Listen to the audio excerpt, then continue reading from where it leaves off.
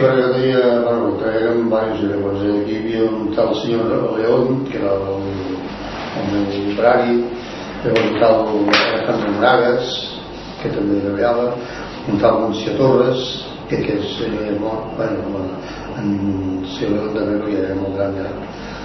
Moragas suposo que és viu, em sembla que viu per aquí a la costa, però no sé exactament on. Llavors un tal Esteve Terrades, que aquest sí que és viu, i viu al carrer Girona, bueno, al carrer Girona allà entre els pisos aquests de la Caixa d'Oros, de la Caixa que diuen, que està allà al començar a la vora del poble, i ell vivia a Plou, va viure allà, i sí que està viu perquè no fa gaire que el vaig veure al Vestuga.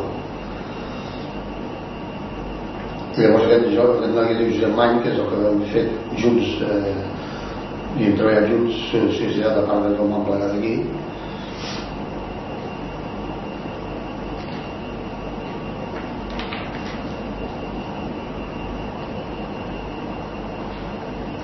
Sí, uns 5 o 6, no? 5 o 6 anys, sí.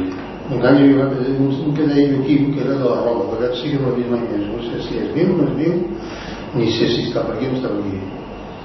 Llavors un tal Jordi Garriga, que aquest és mort, aquest el teníem, aquest més aviat es dedicava a desmuntar els motors, a engraçar-los i tornar-los a posar en els treballs, en els salts automàtics. Sí, es va obligar de fer els resultats, em sembla.